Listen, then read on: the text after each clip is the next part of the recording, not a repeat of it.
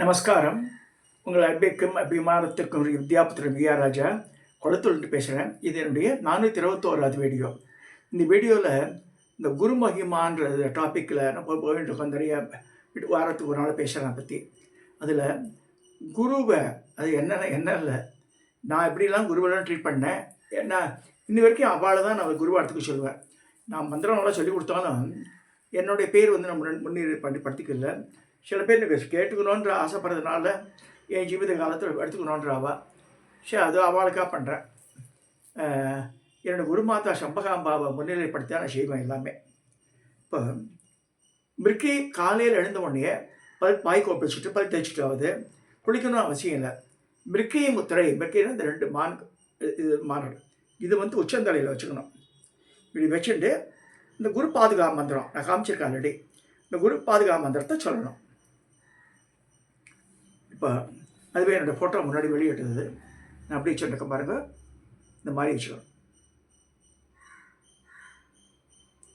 2 மான் கையை வச்சுட்டு அது நம்ம தலையில் குருவோட பாதுகா இருக்க மாதிரி பாவனை.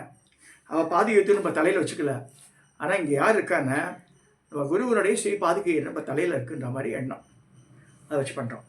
ஸோ என்னோடய குரு வச்சு சொல்லும்போது அவள் வந்து யாராக இருக்கா, இப்போ ஸ்ரீ குரு அசோகுரு அப்படின்னு சொல்லுது சம்பகாம்பா. இவாதான் கீழே இருக்கவாதான் சம்பகாம்பா. என்னுடைய பரமகுரு யாருன்னா பாலானந்தநாதன்ற காமகோடி சாஸ்திரி. பரமேஸ்வரி குரு யாருன்னா சிதானந்தநாதர், பெரிய சிதானந்த மகாராஜனே சொல்லுவாங்க, பெரிய மகான். நம்ம நிறைய சிதானந்த அலையெல்லாம் புக்கு வந்து அருஷத்தி நாகராஜன் ஒருத்தர் போட்டிருக்காரு பற்றி. அந்த புக்கெல்லாம் கூட ஆர்டர் பண்ணியிருக்காரு, வரப்போகிறது 2 நாளில். அது வந்து அதில் என்ன அது கண்டென்ட்லாம் ஒரு நாள் சொல்கிறேன் பின்னாடி நான் உங்களுக்கு. ஸோ இந்த வாழை இது வந்து நிறைய பேர் கேட்கலாம், சந்தேகம் வரும். அவள்லாம் இருக்காளா, அவள் தான் மேலே போய் சேர்த்துட்டாள. அவள் ஒன்று தெரிஞ்சுக்கணும், குருமார்கள் இந்த ஜீவித காலத்தில் நம்ம பார்த்துருக்கோம், பார்க்காம இருக்கோம், அதெல்லாம் வேறு. இந்த குருமண்டலம்னு ஒன்று இருக்குது. எப்படி வந்து கிருஷ்ணர் கோலோகத்தில் இருக்கான்ற மாதிரி சொல்கிறாலும், ராதா இருக்கான்ற மாதிரி சொல்கிறாலும், இவாள் குருமார்களுக்கெல்லாம் குருமண்டலம்னு ஒரு மண்டலம் இருக்குது. அங்கே வியாபிச்சிருக்காவ. அவள் வந்து நம்ம அவளை நடக்கும்போது காலையும் மாலையில் கூட செய்யலாம்.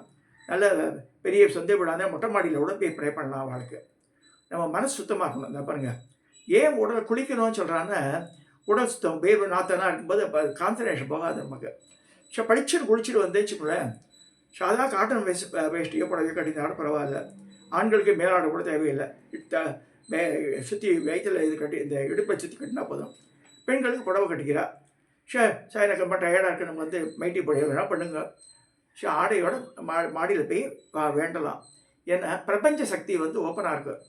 இந்த ஓப்பனில் பண்ணும்போது தான் அந்த சக்தி வந்து இறங்குறது அவளுக்கு ஈஸியாக இருக்குது. நமக்கு வந்து அருள் பாலிக்கணும்னு இறங்கும்போது அவளுக்கு நம்ம ஓப்பன் யார்டில் இருந்தால் அவளுக்கு ஈஸி. ஸோ நம்ம அதுக்கு வந்து வி ஷுட் பேவ் த வே.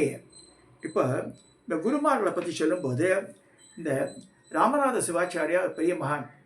அவரது கணவனை மனைவியை சேர்ந்து ஸ்ரீவித்யா தீட்சை வாங்கிட்டவ, இப்படி சிவபூஜை பண்ணுறவ. அவள் வந்து சாக்தம்னு ஒரு புக்கு போட்டான் அந்த காலத்தில். அதில் அட்டப்படமே இந்த உள்ள ஃபஸ்ட் ஓப்பன் பண்ண உடனே இந்த லலிதா மகாத்ரிபுர சுந்தரி, இந்த அந்த 5 பேர், அதாவது பிரம்மா, விஷ்ணு, ருத்ரன், ஈசானன், இவாள்லாம் இருக்கிற மாதிரி இருக்குது. ஸோ அந்த கட்டுக்காலில் 4 கட்டுக்கால், அதே மேலே சதாசிவனை படிக்கையில் அம்பாள் உட்காந்து இந்த கணம் வருது இந்த படத்தில். சரி, இந்த ஸ்ரீவித்யா பூஜை பண்ணுறவா இந்த மாதிரி படங்கள் ஏதாவது உங்களுக்கு ஆற்றுல வச்சு இருக்கணும். அப்போ தான் வந்து இந்த கான்செப்ட் கொஞ்சம் புரியும். நம்ம நிறைய படங்கள் காமாட்சி, மீனாட்சி அதெல்லாம் வச்சுருந்தா கூட லலிதாம்பா படம், ஏதோ ஒரு படம், எத்தனையோ படங்கள் வந்திருக்கு. அந்த படங்கள்லாம் இருந்தால் நமக்கு நல்லது. அதாவது புத்தி அதில் போகும். ஸோ இப்போ தான் ராமநாத இந்த புக்கை எழுதினவர் ஜெயலட்சுமி அம்பா சமேத ஸ்ரீ ராமநாத சிவாச்சாரியர்.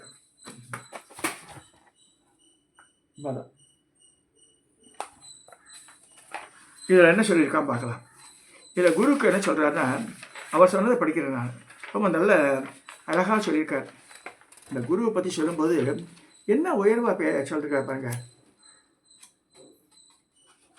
அதாவது அந்த மாதிரி எண்ணத்தோடு பண்ணும்போது தான் நமக்கு வந்து சகல காரியங்கள் சித்தி ஆகும். குருக்கு நம்ம வந்து இந்த இம்பார்ட்டன்ஸ் கொடுக்கலன்னா நம்ம தலைகீழ் நீங்கள் என்ன தான் பூஜை பண்ணாலும் அது சித்தி ஆகாது. அது அது அது தெரிஞ்சுக்கும். அதுக்காக தான் மெயினாக வந்து இந்த டாப்பிக்கை 421 டாப்பிக்கை இந்த குருவோட இது எடுத்து எடுத்து பண்ணுறேன் சொல்கிறேன் நான் இப்போ உங்களுக்கு. அதாவது இந்த குரு பக்தி வேணும், குரு பாதுகா மந்திரம் ஆல்ரெடி நான் சொல்லியிருக்கேன். சம்ஸ்கிருதத்துலேயும் அமைச்சிருக்கேன், இங்கிலீஷ்லேயும் இருக்குது, தமிழ்லேயும் இருக்குது. குரு பாதுகா அந்த 3 பேருக்கு அந்த சம்பகாம்பான்றது முதல்ல சோகுரு, அடுத்து வந்து பரமகுரு பாலானந்தநாத சுவாமிகள், பாலானந்தநாதர், அடுத்து பரமேஸ்வரி குரு சிதானந்தநாதர். இவ்வாறுக்கு நம்ம வந்து குரு பாதுகை சொல்லிட்டு பண்ணுறோம். ஆனால் நான் என்ன சொல்கிறேன்னா, நம்ம குருமண்டலத்தில் 9 பேர் இருக்கா. இந்த 9 பேரோட பேரும் நான் லிஸ்ட் கொடுத்துருக்கேன் ஆல்ரெடி. ஷவா பேர் 9 பேர் சொல்லிடுங்க. இந்த 3 பேரை சொல்லிவிட்டு குருத்ரயம் சொல்லிருக்கு. 3 பேர் செமஸ்டர் கட்டாயம் சொல்லி ஆனவர். ஸோ அதை முடிச்சுட்டு அப்புறமா அந்த 9 பேரை நம்ம வந்து வரிசைக்கிரமமாக சொல்லிடலாம். பூர்ணானந்தநாத பாதுகாம்போஜியும், சாந்தானந்தநாத பாதுகாம்போஜியும், விமலானந்தநாத பாதுகாயும், பிரகாசானந்தநாத பாதுகாம்போஜியமே, ஓம் ஆத்மானந்தநாத பாதுகாம்போஜியாமி, ஓம் குஹானந்தநாத பாதுகாம்போஜியாமி, சித்தானந்தநாத பாதுகாம்போஜியாமி, ஓம் பாலானந்தநாத பாதுகாம்போஜியும், ஓம் சம்பகாம்பா ஸ்ரீ பாதுகாம்போஜியாமி. இந்த குரு நவரத்னங்கள் சொல்லியிருக்காவாள். அந்த 9 பேரில் இப்போ தான் மாணிக்கம் போல் ஜொலிக்கிறா. ஏன்னா எல்லோரும் ஜென்ஸு, இப்போ ஒத்தி தான் வந்து பெண்மணி. ஷோ எங்கள் சம்பகாம்பா. ஷோ அந்த அம்மா தான் வந்து எல்லோரும் அந்த வேறுக்கற்கள் நடுவில் மாணிக்கம் போல் இருக்கா அப்படின்னு சொல்லியிருக்கேன் நான். அது சத்தியமான உண்மை. ஏன்னா காமாட்சி சுரூபமே நம்ம நிறைய பேர் அதை அவளை விஷுவலைஸ் பண்ணி பார்த்துருக்கேன், நானும் பார்த்துருக்கேன். சரி, நம்ம வந்து அங்கே எங்கேயோ கொரட்டூரில் இருப்பேன், நம்ம இங்கே இது பண்ணும்போது அதை அப்படியே சொல்லுவோம். அவங்க அங்கே உட்காந்து சொல்லுவோம். அதனால் ஆச்சரியப்படுவேன். இது என்னது இங்கே கேமரா வச்சு படுக்கிறா. எஸ், அவள் சேட்டலைட் ஆட்டம் அவளுக்கு தெரிஞ்சிடுது நம்ம என்ன பண்ணுறோன்றதெல்லாம். சரி, நம்ம வந்து அந்த பயம் இருக்கணும். இப்போ என்ன நம்மளோட மனுஷி தானே நம்ம நினச்சக்கூடாது. இந்த இப்போ வந்து இந்த குருமார்கள் யாராக இருந்தாலும் சரி, ஆணாக பெண்ணாக இருந்தாலும் சரி, அவள் வந்து நம்மளோட உயர்வான இதில் இருக்கான்ற அந்த எண்ணம் வரணும் நமக்கு. ஸோ சொல்லி இந்த குருவினோட இம்பார்ட்டன்ஸ் சொல்லியிருக்கேன். அதை நான் படிக்க போகிறேன். கொஞ்சம் கான்சன்ட்ரேட் பண்ணி கேளுங்க. அதை அடுத்து வந்து நான் இதுக்கு அடுத்த வீடியோ வந்து 64 உபச்சாரங்கள் அம்பாளுக்கு பூஜை பண்ணும்போது 64 ஸ்ரீ அன்னை பராசக்திக்கு 64 உபச்சாரங்கள். என்னென்ன உபச்சாரம் பண்ண போகிறோம் பூஜையில் சொல்கிறோம் இல்லையா? 64 உபச்சாரன்ற என்ன 64 உபச்சாரம் அதை பற்றி பார்க்க போகிறோம் பின்னாடி. ஆனால் இன்றைக்கி வந்து இந்த குருவுக்கு what is importance to be கிவன்றதை பேச போகிறோம் இப்போ இந்த டாப்பிக்கில்.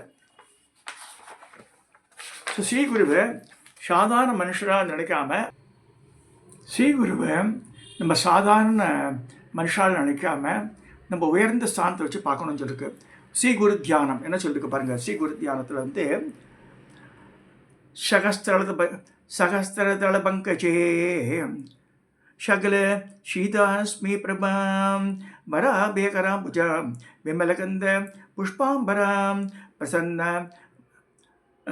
பிரசன்னபதேஷணாம் சகல தேவதாஸ்வரூபிணீம் ஸ்மரேத் சிரசிகம்ச கம்தா தபி தார பூர்வம் குரு ஐங்கார ஹிரீங்கார ரகசகித்த ஷீங்கார கூடத்ரய மகாபுபூத்யா ஓங்கார மர்ம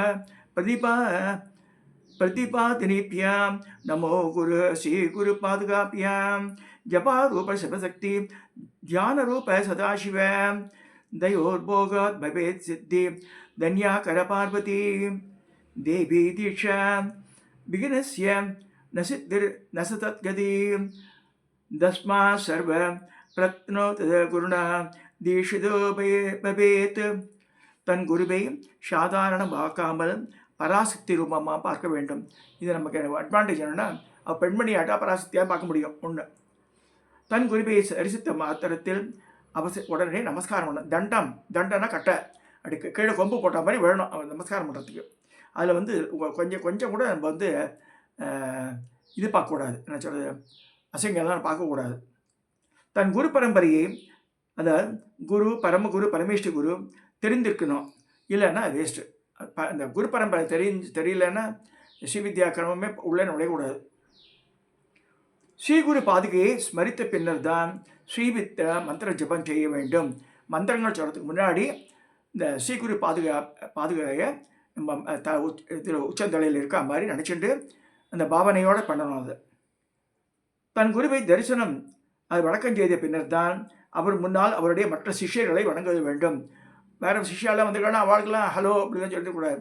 முதல்ல குருக்கு தான் ஃபஸ்ட் இம்பார்ட்டன்ஸ் கொடுக்கணும்னு இருக்கு. தன் குருவிற்கு பணியிடுவர்கள் செய்த வேண்டும். தன் குருவை தினம் அல்லது வாரம் ஒரு முறையாக தரிசிக்க வேண்டும். முடியாது போனாலும் வெளியூர் இருந்தாலும் அவர் வசிக்கும் திசை நோக்கி நமஸ்கரிக்க வேண்டும். தன் குருவும் பரமகுருவும் சேர்ந்து வந்தால் முதலில் பரமகுருவுக்கு நமஸ்காரம் செய்த பின் பரமகுருவின் உத்தரவுடன் தான் தன் குருவை நமஸ்காரம் செய்யணும், அவர் வணங்க வேண்டும். தன் குரு தீபஜசியில் சிஷ்யன் மற்றவர்களுக்கு உபதேசம் செய்யக்கூடாது அப்படி கிளியராக சொல்லியிருக்காது. எங்கள் குரு அவள் தீபதசையில் எனக்கு பர்மிஷன் கொடுத்தா, உனக்கு பீடாதிகாரம் கொடுத்துட்றேன், நீ சொல்லி கொடுன்னு சொல்லிட்டேன். குரு சொன்னதை செய்ய வேண்டும். குரு வார்த்தையை விமர்சிக்கக்கூடாது. சர்வஜான ஒரே குருவைத்தான் உபாசிக்க வேண்டும். குரு பருவாக்கள் பஞ்ச பருவாக்கள் ஸ்ரீதேவி பூஜை ஆராதனை செய்தல் வேண்டும். குரு பருவான அவள் ஜெயந்தி, எங்கள் குரு அனுஷ நட்சத்திரம். அவள் அன்றைக்கி என்ன மாதம் பார்க்கணும். அதை அவள் தீட்சா தினம் புரட்டாசி போகிறான் அன்றைக்கெல்லாம் அவளுக்கு பூஜை பண்ணணும்னு சொல்லியிருக்கு. குரு பருவா தன் குரு பரமகுரு பரமேஷ்ட குரு இவர்களின் ஜென்ம தீட்சா வியாப்தி தினங்கள், அதாவது அவள் அதிஷ்டான சமாதியான நிலை அது சொல்கிறது. பஞ்சபருவா பௌர்ணமி, கிருஷ்ணாஷ்டமி, கிருஷ்ண சதுர்தசி, அமாவாசை மாதப்பரப்பு பஞ்சபருவா. குருவாக்கியம் சாஸ்திரம் சிறிது கூட சந்தேகம் வரலாகாது. சாஸ்திரத்தில் சந்தேகம் வருமானால் குருவாக்கியமே சித்தாந்தம் எடுத்துக்கணும். ஸ்ரீவித்யாபாசகம் பிற மதங்களையும் பிற தெய்வங்களையும் ஒருபோதும் தூஷிக்கக்கூடாது. தன்னால் உபாசிக்கும் தேவையை தவிர மற்ற என்ற தேவதையும் பெருசாக எடுத்துக்கூடாது. நான் லலிதா சரலாம்லாம் சொல்கிறேன், அங்கே பிரத்யங்கரா பிரத்யங்கராலாம் லலித்தி கீழே வரவா டக்குன்னு அதனால் ப்ராப்ளம் சால்விங் சொல்லிட்டு இவ்வளோ விட்டுட்டு அதுக்கு போயிடக்கூடாது. நித்திய கர்மானுஷ்டாங்கள் செய்த பிறகு ஸ்ரீவித்யா மந்திர ஜபம் நித்திய பிராமணனுக்கு சொல்லிக்குது. சந்தியாவந்தனம் பண்ணிட்டு தான் பண்ணணும். நல்ல உத்தம சிஷ்யனிடத்தில் ஸ்ரீவித்யா சம்பந்தமான ரகசியங்களை கூற வேண்டும். எப்பொழுதும் காம, குரோத, லோப, மோக, மதமாச்சரியம் முதல் துர்குணங்களையும் விலகி இருக்கின்றது. எந்த காலத்திலும் குருவின் கோபத்திற்கும் சாபத்திற்கும் ஆளாமல் இருக்க வேண்டும். அனுபவம் வாய்ந்த பெரியோர்களை மதித்து நடக்க வேண்டும். பயனை கருதாமல் கர்மாக்களை செய்து வர வேண்டும். அதனால் ஒன்றுமே பிரயோஜனம் இல்லைங்க, இவ்வளோ பூஜை பண்ண அவர் சொன்னார் ஒன்றுமே நடக்கல, உடனடியாக நம்ம கமெண்ட்லாம் பண்ணக்கூடாது. நம்ம கடமை என்ன, ஜபம் பூஜை பண்ணி அது விட்டுற வேண்டியதுதான். அது தானே வந்துடும். நம்ம பண்ண இதுக்கு நம்ம ஒழுங்காக சின்சியராக பண்ணால் நடக்குது, தானே நடக்கும். ஆத்மசுதி, பிறர் நிந்தித்தல், மனம் பண்படி பேசுதல் தவிர்க்க வேண்டும். எல்லா ஸ்திரீகளையும் தாயாகவும் சகோதரியாகவும் பாவித்து ஸ்ரீதேவியின் வடிவமாக பார்க்க வேண்டும். வாய்ப்பு கிடைக்கும் போதெல்லாம் சிமங்கலி பூஜை, கன்னியா பூஜை செய்து ஸ்ரீதேவியின் பிரீத்தியை பெற வேண்டும். நவராத்திரி போது செய்யலாம். வேறு ஆத்திர பூஜை இந்த குரு பூர்ணிமா போதெல்லாம் இதெல்லாம் பண்ணணும். நான் பண்ணுவேன். அதெல்லாம் ஸ்ரீவித்யாபாசகன் தான் உபாசித்து வரும் மந்திரத்தை பிறரிடம் கூறுவதும் தான் ஸ்ரீதேவி உபாசகன் என்று பிரகடனப்படுத்த கூடாது.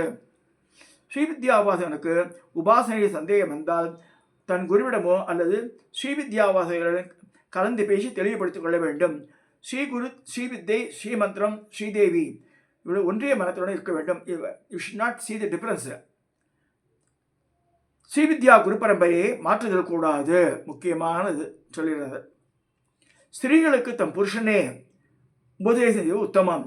முடியாத பட்சத்தில் புருஷனின் அனுமதியுடன் நல்ல சத்குரு மூலமாக உபதேசம் பெற்றுக் கொள்ள வேண்டும். சௌபாகிய திரவியங்களை ஸ்ரீதேவியை தியானத்தை பெற்றுக்கொள்ள வேண்டும். யாராக கொடுத்தானா அவளை தியானம் பண்ணிட்டு தான் வாங்கிக்கணும். அதை மஞ்சள் கிழங்கு, குங்குமம் அதெல்லாம் தரா இல்லையா, தாலிஷாரோட அதெல்லாம் அம்பாளை பிரார்த்திச்சு தான் வாங்கிக்கணும். அது முக்கியமாக தன் ஆத்மாவை சப்ச பிரகாசனாக அனுசந்தானம் செய்ய வேண்டும். எப்பொழுதும் சிவோகம் பாவனிடம் இருக்க வேண்டும். ஸ்ரீவித்யா உபாசகன் தன் முன்தலையில் குருமண்டலங்களையும் குருபாதையையும் மிருக்கிய முத்திரையுடன் தியானிக்கப்படுவதால் தலையில் எந்த சுமையும் வைக்கக்கூடாது. கூடையை தூக்கி வச்சுக்கூடாது, பெரிய பெரிய மூட்டையை கட்டி மூட்டை தலையை வச்சுக்கூடாது. ஏன்னா குருபாதைக்கு இருக்கு அங்கே, அது பாவனையாக வச்சுக்கணும். நம்ம ஸ்ரீவித்யா உபாசகன் மற்றவர்களை நமஸ்கரிக்கும் போது முத்திரை போட்டு நமஸ்கரிக்க வேண்டும். ஸ்ரீவித்யா ஒன்றும் முத்திரை சொல்லித்தரல யாருக்கும். ஸ்ரீவித்யா உபாசகன் மற்றவர்களை நமஸ்கரிக்கும் போது முத்திரை போட்டு நமஸ்கரிக்க வேண்டும். ஸ்ரீவித்யா உபாசகன் பூஜை ஜபகாலங்களில் சிகப்பு பட்டு அணிந்து பரிமளை வாசனை திரவியங்களை உபயோகித்து மகிழ்ச்சியால் உபாசனை செய்து வர வேண்டும். நான் சிகப்பு பட்டு காட்டியிருக்கேன், எனக்கு சிகப்பு சொக்கா போன்றிருக்கேன். ஏன்னா ஒரு காலத்தோட ஃபங்க்ஷனுக்கு போயிருந்தேன், ஒரு குழந்தைய அப்தபூர்த்தி இந்த கர்ண போஷணம் பண்ணேன், அதுக்காக போயிருந்தேன் நங்கநல்லூரில். அப்படியே அந்த உட்காந்து லேட்டாகிடுதுன்னு அப்படியே பேசுகிறேன். ஷாதுகான் எக்காலத்திலும் தேவியின் கையில் ஆயுதமாக உள்ள கரும்பை பின்னப்படுத்தி சாப்பிடக்கூடாது. ஏன்னா அம்பாள் மாதங்கி இருக்காதுல.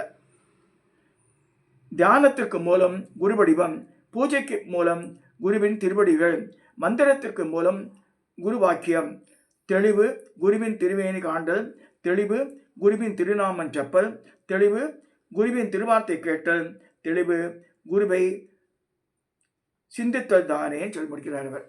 இந்த ராமநாத சிவாச்சாரியார் ஸ்ரீ சாக்தம் புக்கிலேருந்து எடுத்து நான் படிக்கிறேன். உங்களுக்கு நிறைய பேர்கிட்ட இருக்காது, இப்போ கிடைக்குமான்னு தெரியல அந்த புத்தகம், அதுக்காக ஷேர் பண்ணிட்டேன் இன்றைக்கி.